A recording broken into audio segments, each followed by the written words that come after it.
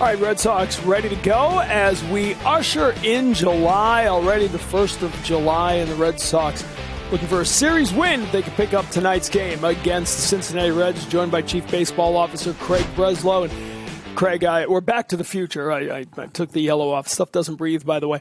We've talked a lot about 75, and you know, there are some interesting comparisons there, right? Because Jim Rice and Fred Lynn and Dwight Evans, and you had a bunch of young players under 25 on that team come together and win a pennant.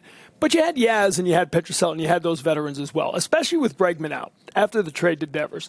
Is there a concern that you've got so many young players right now that there just aren't that many veterans who can sort of stabilize when the lows get lows and the ups and downs go through a season? You know, I don't know if concern's the right word, but certainly there are some guys who have been around for a while, and this is an opportunity for them to step up and lead. And I think we've seen that with Trevor, with Jaron.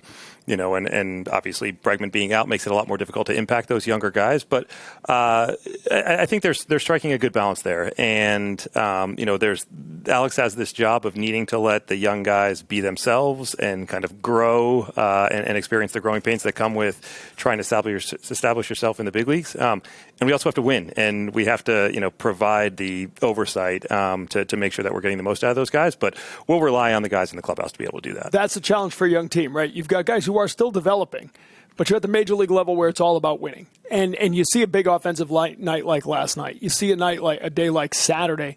And those both began in a lot of ways with really good at-bats, right? The first couple guys last night, I think it was 12 pitches they took between them. We saw that 9-pitch Abraham Toro at-bat that led to a single on Saturday and got things going. That approach is something that Alex Gore's talked about that you haven't had enough of this year. Getting that and starting to have young players buy into that, what does that mean to this team? Yeah, I think we've seen glimpses of it a couple times in the last 3 days, right? And, it started with Jaron having a great at-bat to lead off the game. And, this roster that we have, we think is going to be athletic and dynamic, and we're going to be able to take advantage of great team speed. And, we need to be able to play really well across all facets. And so, it's having great at-bats. It's being selfless. It's understanding what a situation calls for. It's getting extra 90 feet on the bases when we can. It's playing clean defense. It's all of those things. And, it comes together in a night like last night, and you see what we're trying to build. But then the inconsistencies has been frustrating. You've talked about buying before the deadline. Now that it's July, you start getting questions about the deadline, right? Most sites, and I know you have your own proprietary formulas, which are probably better than anything I have access to, but most places have you 15-20% chance of making the playoffs right now, today, the snapshot as we stand.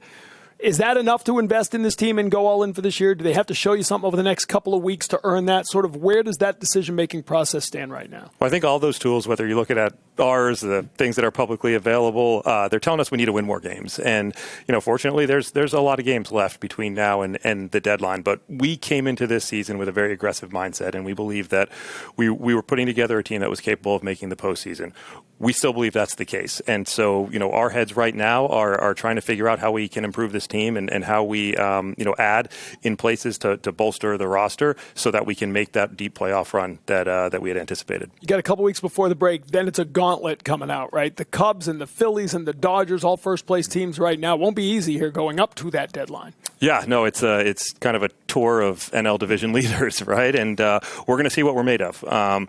But, this is a group that has shown some resilience and we've followed up inconsistent or poor performance with a streak of playing pretty good baseball. And hopefully we're on the upswing right now. But no doubt that's going to test us. You've talked about the payroll flexibility that comes with a trade like you had with Rafael Devers. And there were quotes from Scott Boras when the team was on the West Coast that Alex Bregman would be interesting in extending a longer deal. Has there been any talk? Is that something you would consider with that payroll flexibility? How does that decision-making process come together? Yeah, I think the first thing to say is, at least as it relates to the deadline, payroll flexibility gives us more options. But the trade deadline is not free agency, and so dollars alone don't represent necessarily the best currency to improve your team. We also have to think about the farm system that we've developed and the young players and how we may need to trade kind of what we would call future value for wins in the present. As it relates to Alex, he's been great. He's more than what we could have asked for in terms of what he's done on the field. Unfortunately, had the injury, and also in the clubhouse and in the environment that he's created for the young players.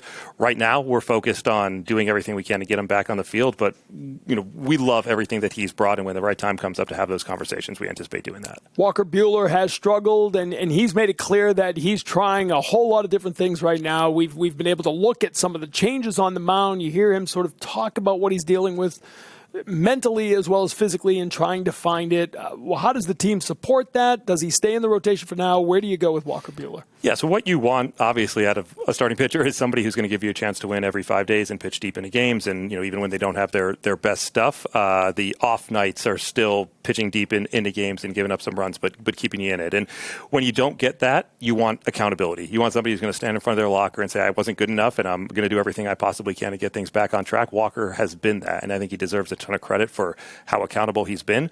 But he will be the first to say the performance hasn't good enough. So I know the pitching guys are working hard to get him back on track, and that's what we're committed to right now. Tanner Houck also has not yet found it in the minors, and you tried the opener the other day just to get him sort of a different feel coming in, I guess. Where do you go with him from here? How do you get him back anywhere close to what he was last year? Yeah, we've seen what he's capable of being when he's at his best. And right now, it's been a challenge for him to consistently get hitters out. It was in the big leagues, and then obviously the injury popped up, and it has been in rehab as well. I think we're still kind of trying to figure out some way for him to consistently challenge lefties. That's been a bit of a trouble spot for him. But I think what this comes down to is execution. He's got plenty good enough stuff between the sinker that he's throwing at 95, 96 miles an hour, the slider and split. He needs to be able to execute in a way that he can consistently get lefties out, because that's kind of been the trouble spot for him. I want to ask you finally, Roman Anthony, 3 consecutive multiple hit games. Marcelo Meyer comes back from the bereavement list with 2 hits last night. We've talked about the young guys sort of finding their way. They clearly seem to be getting comfortable at the major league level. For sure. And like I said earlier, this vision that we have for the roster that's going to compete for World Series championships year after year is one that's going to be dynamic and impact the game across all facets.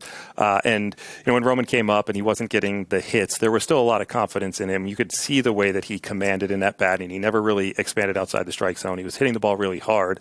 And then over the last handful of games or so, those balls are starting to drop. And we see the player that he is. And then Marcelo, the second he stepped foot on the field, you said, this guy he has the it factor, right? He's under control. It doesn't look like the game speeds up on him. He plays consistently good defense, and then we've started to see glimpses of the upside with the bat. All right, good stuff. We appreciate the visit. Thanks. You got it. Thank you. No yellow jacket, but drop by anytime. Craig Breslow with us. As we continue to look back at 1975, we'll talk about Louis Tiant, what he meant to this team and this city that summer. All of that and more while getting